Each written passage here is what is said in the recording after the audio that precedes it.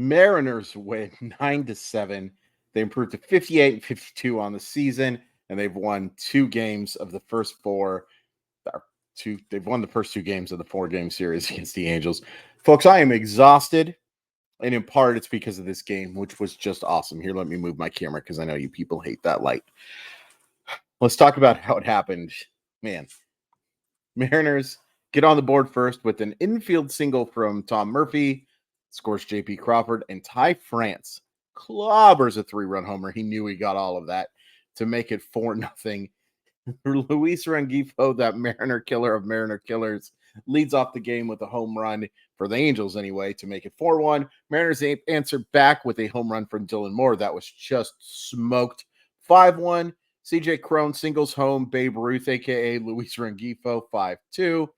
Third inning, Mike Moustakas swats a home run with a couple of guys on to make it 5-5. We'll talk about Luis Castillo, believe me. Fourth inning, Julio Rodriguez homers to right center, 7-5 because J.P. Crawford was on base. But Mickey Moniak homers himself. That ball, it said it went 421. It seemed like a lot longer than that. That ball was smoked. I've said smoked a few times today. That's okay. 7-7.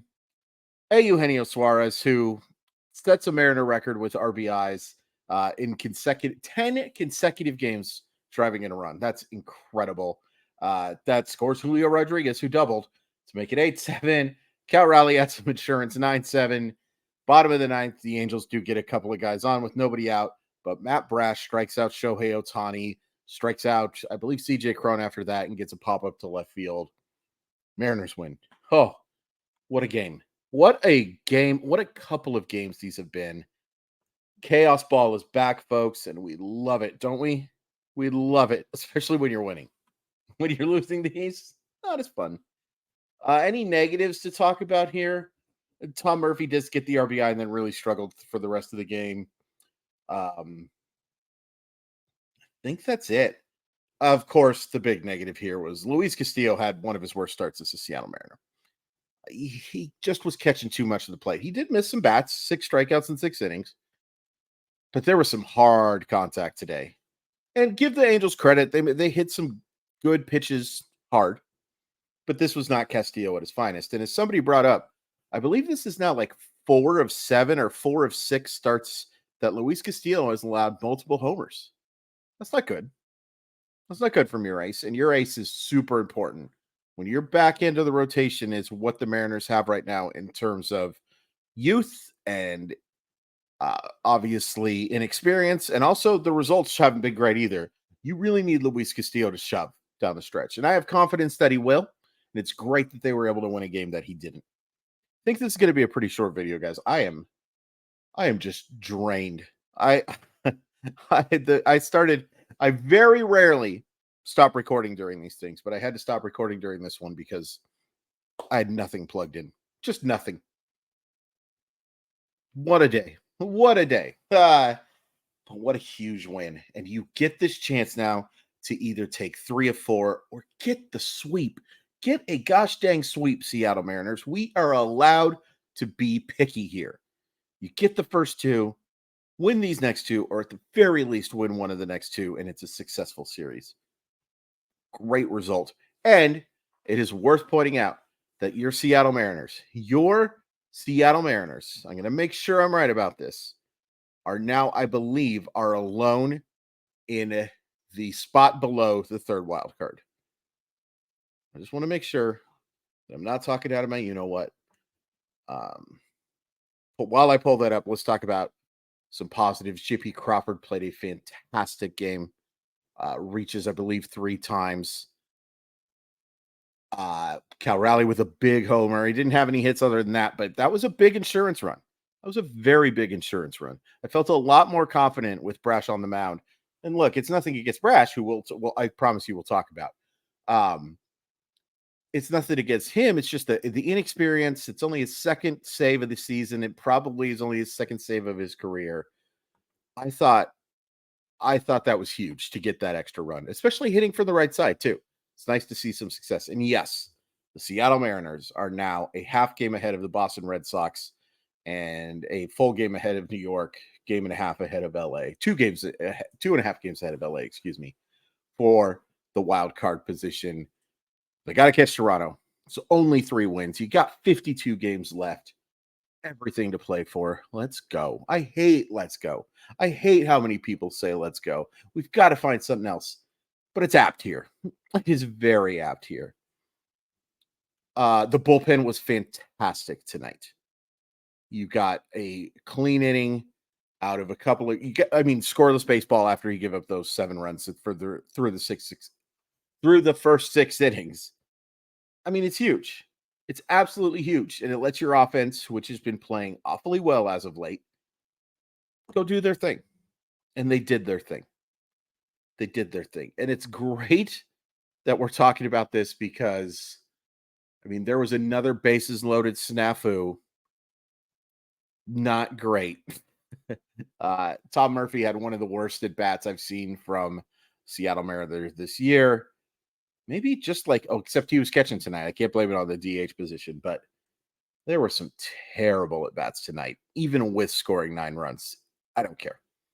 Got the job done. If you score 9 runs, I'm not going to complain about the offense. So Matt Brash comes in. He gives up another bloop single. I don't know if they keep track of bloop singles or not, but he has to be among the league leaders, even as a guy who doesn't pitch that many innings because he's a reliever. I was surprised to see today, by the way, that Matt Brash is leading baseball in appearances this year. That's crazy for basically a rookie. No, he technically isn't a rookie, but basically is a rookie. This is certainly his first full season. To lead baseball in appearances is pretty crazy. So he gives up that blooper, and then he walks a guy. And by the way, I did think that, that 3-1 pitch, or excuse me, that 2-1 pitch, it looked like a strike to me. I didn't actually see what the Emerald Queen Casino thing said, but very close. And you change everything 2-2 versus 3-1. But he does issue the walk. There's runners on first and second, and Shohei Galdang Otani is at the plate. And folks, Matt Brash dominated him. Absolutely made the dude look like a fool. He made the best player in baseball, the best baseball player I've ever seen, look stupid. Now, not intelligent stupid, but look like, you know what I'm saying. That was phenomenal and a massive out. A massive out. He gets the job done. Good job by Cade Marlowe getting in on that last play. That base hit, Marlowe probably could have caught that, but I get it. You're playing doubles defense, all of that good stuff. Man, that was impressive. To have those 2 guys get on and then to take that middle of the order, a good middle of the order, especially the first guy batting, and get through that. Oh, Matt Brash is going to be special. As long as he can keep the walks to a low roar, Matt Brash is going to be special. And finally, Julio Rodriguez, an absolutely unreal game. And fantastic to see after one of the worst games I've seen him play last night. To do that after that is just so heartening. Clobbers that ball to the opposite field for the homer. Draws a couple of huge walks. Scores a couple of runs. Shows off his speed. I don't know what else you say about the dude. You can talk all you want about his numbers now. You can talk all you want about the late inning stuff. Yeah, fair. I'm still over the moon excited that I get to watch Julio Rodriguez for the next decade in the Seattle Mariner uniform. And you should be too. A great game from Teoscar. Great to see Ty France drive the baseball like he did. We talked about JP Crawford. Great to see Dylan Moore making contributions. Great to see Jose Caballero steal another base. That's 19 on the season. And congratulations to Eugenio Suarez. I should have brought it up yesterday. To drive in, RBI is a terrible stat for judging how good or how bad a baseball player is. at least in terms of like predicting how good he'll be in the future. But to do it 10 games in a row, I mean, that's so impressive. That's so impressive. I have been very disappointed offensively with Eugenio Suarez for the overwhelming majority of the year and still want to see those homers come again, folks. Homers are important. And Eugenio Suarez, I don't think has forgotten how to hit the ball over the fence. I mean, obviously, yeah, we've seen him do it a few times this year, just not as many as you'd like. But to see him getting going, and you add that into his unreal defense, he's important. I think I have said many a times during these videos that Eugenio Suarez is vitally important for the Seattle Mariners and their chance to make the postseason. So just let me ask you this. First of all, I'm sorry I forgot to preview the game before last night. I realized that I was watching that very long video. By the way, this is already longer than I thought I was going to go. It is Logan. No, it's not. It is George Kirby against Tyler Anderson, former Mariner legend Tyler Anderson. Advantage Mariners. Tyler Anderson's a solid pitcher, but the Mariners should be able to get to him. And I trust George Kirby. I trust George Kirby an awful, awful lot. So you've got that coming up. You've won something like 5 of 6. You're 6 games over 500 for the first time this year. Like, are you excited? Are you excited about these final 52 games? Because I'll be honest with you.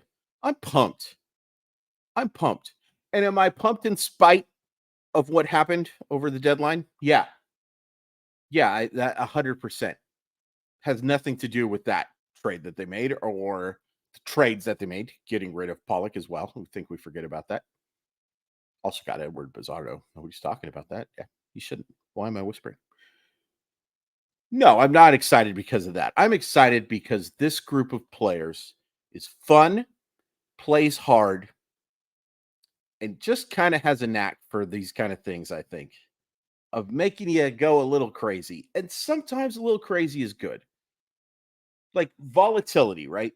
The thing about volatility with a player is sure you have to deal with a lot of bad, but with that bad, you get an awful lot of good. And right now you're seeing the good. Right now you're seeing the good, and gosh darn it, it's fun. It's fun. I also love that all these games have been just terrific. If they want to go ahead and win a 15-1 game, I'm okay with that. Do it tomorrow if you want. But coming out ahead in these barn burners is a lot of fun too. Man, what a game. What a great game. What a great result. You're 2.5 games back and in sole possession of that top spot behind the wild card. It's all you.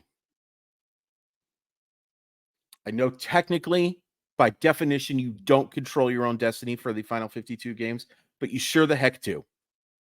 You sure the heck do. And I think that's awesome. I think that's awesome. Please hit like, please hit subscribe, follow me on that stupid website. Sports Sometimes podcast. Really excited to be recording in a couple weeks with Levi Miller, but please check out all the episodes I've done. The RotoWire Fantasy Baseball podcast. I'll have a live episode tomorrow. Just search for RotoWire, and you'll see my smiling face with my buddy Drew Silva tomorrow at 11:30 a.m. Pacific time. Great win. And great to see Brash step up like that, and great to see the star that is Julio Rodriguez do something like that too.